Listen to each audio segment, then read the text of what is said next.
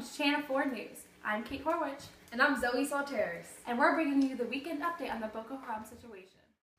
On April 15th, parents and girls who escaped reported that more than 200 girls were kidnapped from their school in Chibok, Nigeria. The local government confirmed the incident but was not able to confirm the number of girls missing. There was an approximation of about 100 missing. Then, later on, Nigeria's military reported that most had been freed or escaped and there was only about 8 girls missing. Locals said many were unaccounted for and parents of the missing girls headed into the Sambisa forest near the Cameroonian border. Once they arrived back, they noted that they didn't see a single Nigerian military searching. Then, on April 18th, Major General Chris Olukolade claimed that most of the girls were freed was not intended to deceive the public. Parents insisted that more than 200 girls are still missing. Subsequently, it was established that the kidnappers were members of the Boko Haram group.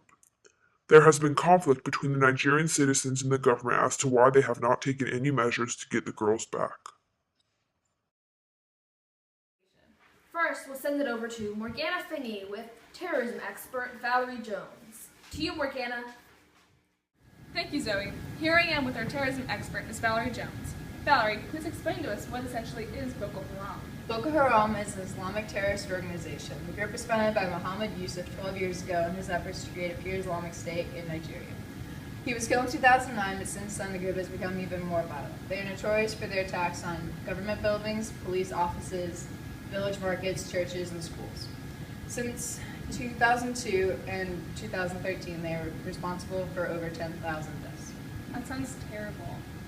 What is Boko Haram's goal that drives them to do such terrible things? The fundamental basis of the organization is to enforce Sharia law across Africa's most populated region. Sharia law is from the Quran and is enforced differently in the various regions of Nigeria.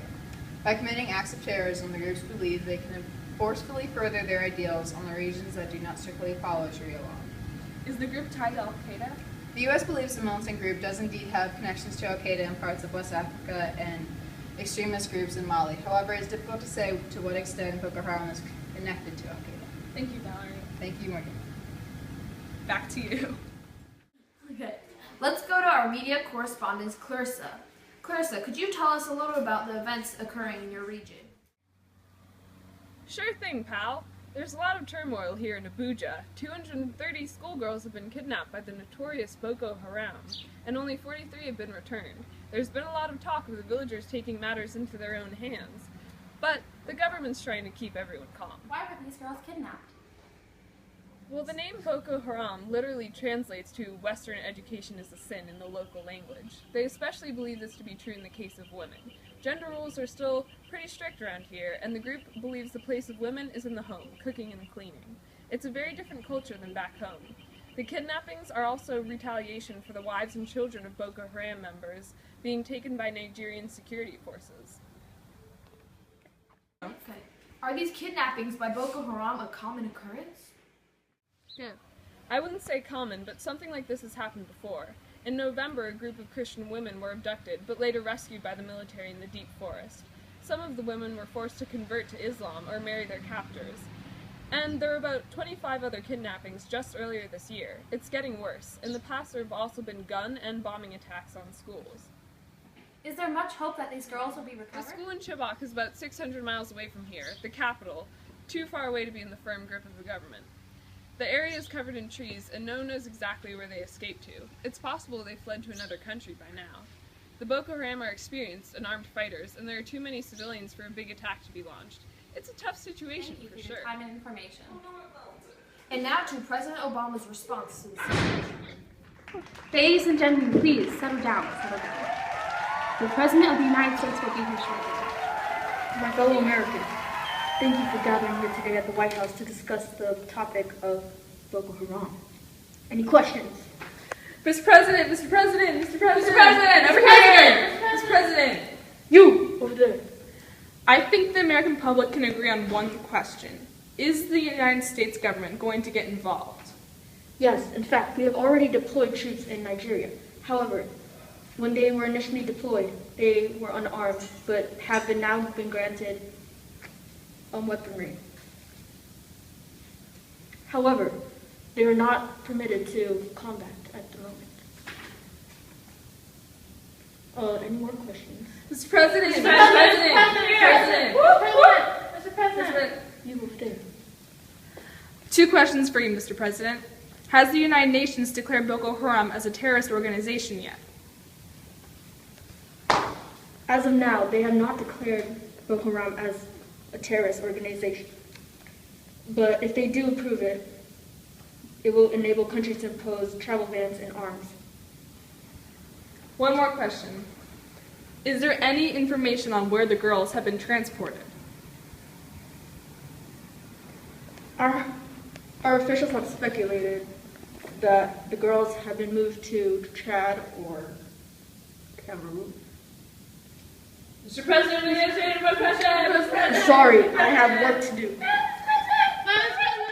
In similar news, Ramon Mosley, a Los Angeles director and mother of 2, was driving her car when she heard the news on the radio of the kidnapped girls. She decided that she would spread this tragic information through social media. Mosley knew that some people were repeating the mantra, "Bring back our girls." It started gaining traction on Twitter. Its first registered user, according to the Topsy social media analyst, was Ibrahim M. Abdalhi. In Abdalhi's April 23rd tweet, he echoed a phrase that he heard by Obi Ezekwesili, a former World Bank vice president, say in speech. On April 25th, Mosley decided to start tweeting, "Bring back our girls," as well. I started shouting it out on social media, hoping that people would listen and they would shout it back, she said. And so first I started shouting to all my friends, then I started shouting to Barack Obama.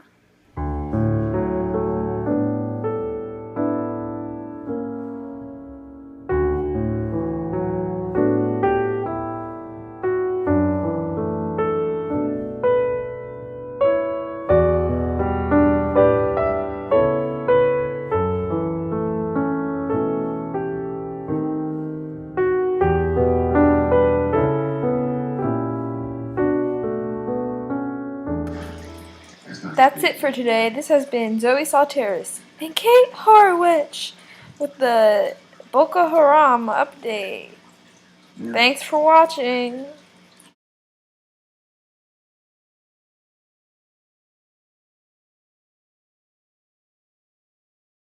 Chant it to me, okay? Go! And then when I'm done, be like, No, Obama! Been transported to Chad or Nigeria or Cameroon! I know your script. It doesn't matter. Are kidnappings by Boko Haram? He echoed a phrase that he heard. What's the registered user? I give up. I have to pee. Say terrorist expert. Terrorist expert. Our terrorist.